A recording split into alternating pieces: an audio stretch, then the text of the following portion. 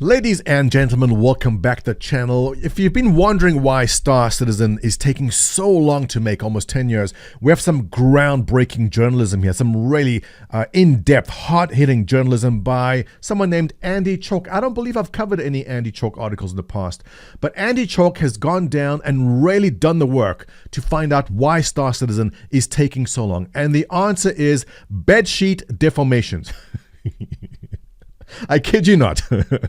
So there's a lot to talk about here. I guess I'll begin with explaining what rage bait is, or the rage clicks. The reason why you'll see many journalists, I know a lot of you are new, so welcome, but the reason why you'll see journalists going for this angle in Star Citizen is it's much easier to get more traffic, more clicks. When you make people angry or when you bash something people like, they're more likely to go see what's happening there. So for example, if I had to write a video, if I had to write an article or make a video about Star Citizen saying, Star Citizen is great, the only people that will really go see that are people who already like Star Citizen because they want their bias confirmed.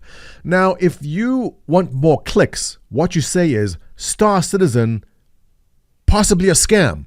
What that's going to do is get people who love Star Citizen to go see, oh my goodness, what's happening? I have to go see why it's possibly a scam. But also people who absolutely hate Star Citizen, who do feel it's a scam, they'll also go read that article or watch that video, giving you double to triple the amount of views. That's the incentive journalists have to write bad things all the time. Now, Star Citizen is not without its criticism. They have a very non-traditional development cycle and funding model. But to actually sit there and say that the reason why Star Citizen is taking so long is because of bedsheet deformation physics is an outright lie. But more than that, Andy Chalk is essentially insulting his readers. He's being disingenuous and saying, my readers and my followers are stupid, and I'm going to capitalize on their stupidity by claiming that Star Citizen is taking long because of bedsheet physics.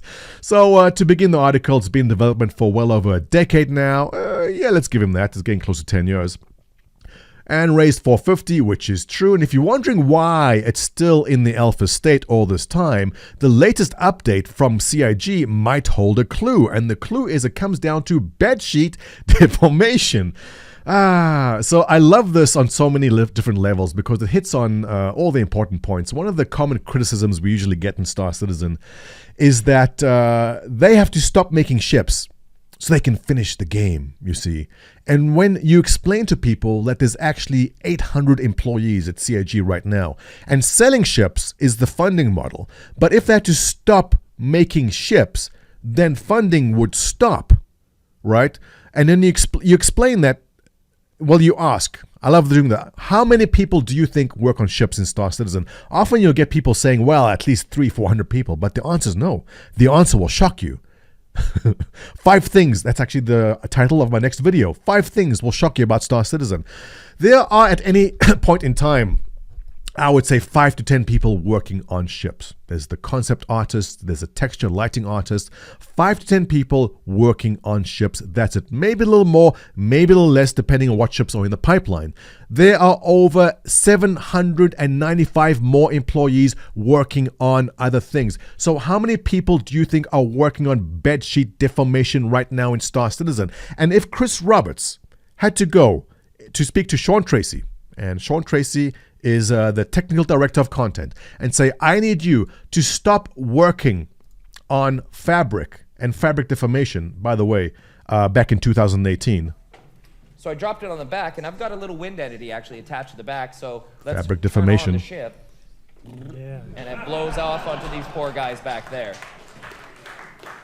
This now within. So that's Sean Tracy on the left over there showing us fabric deformation back in 2018. This exists, but if you had to go tell Sean Tracy here, stop working on this, will it make the game complete faster? Now, Sean Tracy is not involved on the networking side or the engine side or the quanta side or whatever else is happening. He specializes in this one thing. If you had to stop doing that one thing, it will not make the game go any faster. And the thing is that Andy Chalk knows this, all right? Andy Chalk is well aware of that fact, but he's counting on the fact that his readers are stupid, which is such a big insult to the people who follow Andy Chalk. And but like I explained in the beginning, it's basically the rage clicks, and that's what he's counting on. But more so, what's disappointing in this, in reading his bio here, Andy's been gaming in PCs from the very beginning, starting as a youngster with text adventures and primitive action games on cassette-based TRS-80s.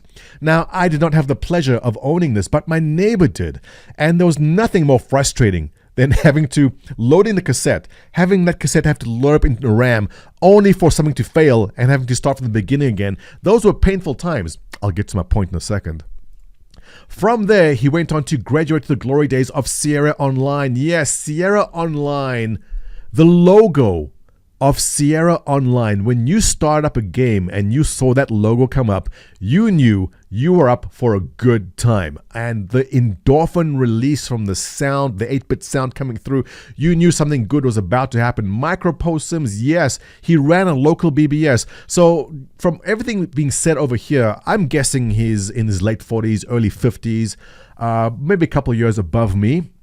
But he and I probably have the same outlook. And the problem is this: what happens to older gamers is we're always looking for the next big endorphin hit. And the older you get, the more far and few in between those endorphin hits from gamings come. Now, I know that I've said this before, in the big rush I had, the last big rush I had in the game, which I'm always chasing to find more of, is back in 2008 when Fallout 3 came out. In Fallout 3, when you go through the whole beginning vault and the vault door opens up and you see the outside world for the first time, that rush, that was the first open world RPG I played. That rush of just the anticipation and excitement of everything out there was something I chase and I keep on chasing forever. Skyrim gave me that, all right? And I hope that Starfield coming out soon will give me that too. But there is a game giving me that right now, and that game is Star Citizen. Every single time I get off a planet or I leave a landing zone, I arrive at a landing zone, I am just blown away by it. And it's not only me. Here's a YouTuber, as I was making this video, this YouTuber comes up, this Ollie43, who I've never actually watched or heard of before. He's making Star Citizen content, and his viewers are absolutely loving it. 1.5 million subscribers. Not only him, but I've spoken about Jack Frags also. Here's another YouTuber making Star Citizen content. The point I'm making is people playing the game are loving it and cannot get enough of it. People not playing the game are concerned about bedsheet physics deformation. All right, so just take a look at what Jack Frags has been doing here. Now, he's not a Star Citizen content creator. He does all kinds of different games, but the video he made 2 months ago in Star Citizen, 1.1 million views. Nothing he has done since then has gotten that kind of views. What does this tell you? This tells you there's a lot of gamers out there absolutely loving Star Citizen. More recent video 2 weeks ago, 639,000 views. Nothing he has done since then has gotten that many views. What is that telling you? Gamers are finding Star Citizen and loving Star Citizen. So to go and cry and complain of bedsheet deformations is so disingenuous, and I believe doing a big disservice not only to his readers but all readers of PC Gamer coming across that. But I do predict, and I'm going to put $100 down on this, Andy Chalk comes around, much like these big YouTubers are. It will happen. And with that, ladies and gentlemen, let's wrap up this video. If you enjoy my content, as always, give me a thumbs up. Your subscription is appreciated. Comments below, always great. I'll catch you in the next one.